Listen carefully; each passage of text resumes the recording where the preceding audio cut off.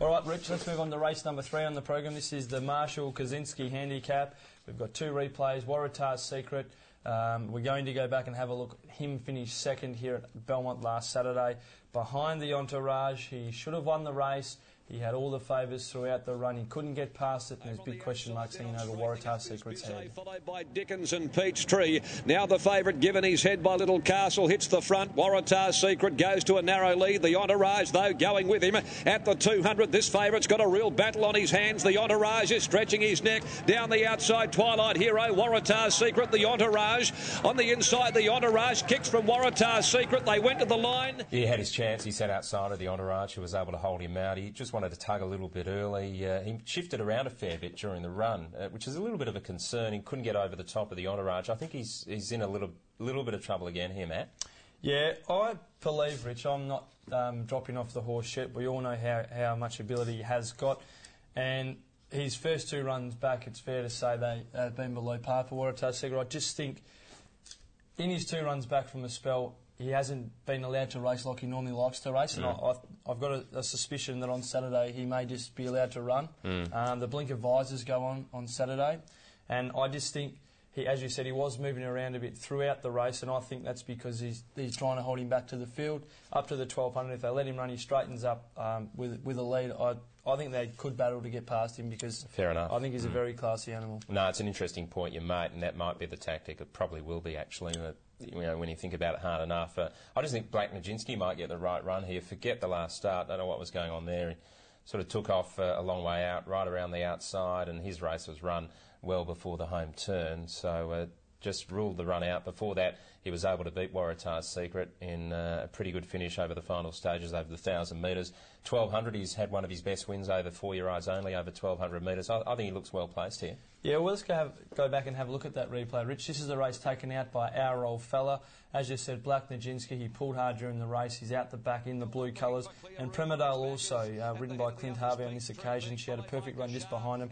Finished off fairly, but Our Old Fella was a very dominant winning the run to the line. Al Shamadal tackled by Black Nijinsky. On the outside is Our Old Fella. Trusty Brown pushing off the heels now, gets into the open. But Our Old Fella past the 100, hits the lead. Our Old Fella gets away. Trusty Brown trying to rally, but Our Old Fella's too good. Our Old Fella beat Trusty Brown. Well, Fremantle certainly had its chance, I thought. Sat behind them, couldn't really get into the race at any stage. Our Old Fella was beautifully ridden by McGruddy.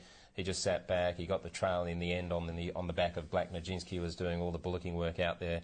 And our Old Fella finished it off stylishly over the final stages. He's got to be a chance. They go really hard, and he can just drag back to the tail of the field and get some sort of run into the race. He's right in it. Yeah, most certainly. It's a pretty good race, Rich. We've also got Stars Align resuming. What did you make of the trial recently? Yeah, it's pretty good. Stars Align's a nice horse. Harvey is on, gate number 5. Paul Harvey, of course, rode the horse to victory over the Entourage, and that was a clear-cut win on that occasion by a length and a half. So if you take that form line through, Waratah's Secret, who was beaten by the Entourage, there's something there for Star Align. I think when he ran second to Kitchoiseur and he led, I don't think he was really suited on that occasion. Kitchoiseur had the sit on him, and he was probably at the end of his campaign as well. Yeah, he was sent straight for a spell. Yeah, so. That's right. It's a very good race, Rich. Which way are you going? I'm going to go with Black Nijinsky. Right. The Winkers go on first time. Gate 3, I think that's pretty important. Star Align's drawn 5, so maybe Black Nijinsky will get the better run. Wouldn't be surprised if Star Align won. Wouldn't be surprised if Our Old Fella won. And I wouldn't be surprised if Waratah's Secret just blew them away out in front, as you say, rolling along. Yeah, that's the way I'm going. I think that's what will happen. I think he'll win. Pretty confident here. Race 3, number 1, Waratah's Secret. Very good race, though, the third event on the program. Let's move on to race number 4. This is the West Australian Diamond Drillers Handicap over the 1,400-metre journey. This is for the open class gallopers. We're going to go and take a look at the informed Strike, and he's racing in wonderful form. He's won 2 from his past 3. This was back on the 8th of May. Lexicon Gold looked to have the race shot to pieces, but then Strike and dove through the gap late and took out victory. 2 lengths behind them, winding up is Estiarte, followed by Corporate Sam and Strike, and trying to weave his way through, but Word accelerates away. 150 to go. Word's the leader from Lexicon Gold. Estiarte now, Scenic Fair coming late.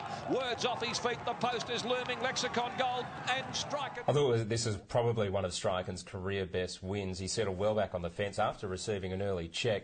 You could see him gradually winding into the race, and he got that late split between Word and Lexicon Gold and charged through to get up and score. It was a pretty big effort. Yeah, it's great to see Striken stringing a few races together, because he has been a a known place getter, a bridesmaid as such, and it's good to see old Strike and birding home a few races. Stevie Parnham, I think, had the 2 rides on him for 2 wins. He's obviously away on his honeymoon, so Paul Harvey jumps aboard. They've lost nothing there. I found this a very tricky race, Rich. Other runners, I suppose, Sleepwalk, she's back down to the 52 kilos after carrying 55 last start. Demands Attention's been racing well, probably against lesser grade, and Mystery City wasn't bad in the Batavia Sprint, which was taken out by Beat the Storm. Yeah, Demands Attention's got an awkward draw. That concerns me, gate number 10. Sleepwalk's the interesting runner for mine, Matt, because she's backing up from last week, and I think that run would have done her the world of good. She won first up, was very impressive, winning over probably a field which collectively was probably stronger in depth, I thought, Matt, when Sleepwalk won first up. Second up, probably a bit flat, carried a bit more weight than what she's going to carry on Saturday. She's right down to 52 kilos here with a claim for Andrew Castle, and there's possibility of a bit of rain around as well. I don't think that would harm her course. Which way are you going, Rich? I've really battled with my selection here, I must be honest. I like Sleepwalk quite a bit. I think it's well placed here. I think there's a few old horses who are just struggling at the moment. Beat the Storm struggling. Do Your Dare's probably a bit dour, I think, for this 1,400 metres. Wicklow Hills wasn't bad first up. Probably needs one more, but it has gone second up quite well in the past. Changing Lanes is a chance if he was able to roll out on the pace. He could be a hard horse to run down, racing basically fresh since the 27th of February. But and Striken's got to be hitting the line very hard. But I think Sleepwalk will get the right run on the speed, and she's racing well enough to suggest with 52, I think she'll go very close. All right, Rich. Well, I'm going to have another each way selection here, the old Richie Bell 40 by 60. I might even go a 30 by 70 here on Beat the Storm. Rich, Beat the Storm. I thought Beat the Storm was disappointing last start. It was being nursed before the corner and didn't really respond. I just think the 60. I know he's got 60 kilos again on Saturday. Maybe if they can, from barrier 4, if he can be in the clear and start to roll before the corner, he might be able to run a bit of a race. So, as I said, I found it really tough, Rich.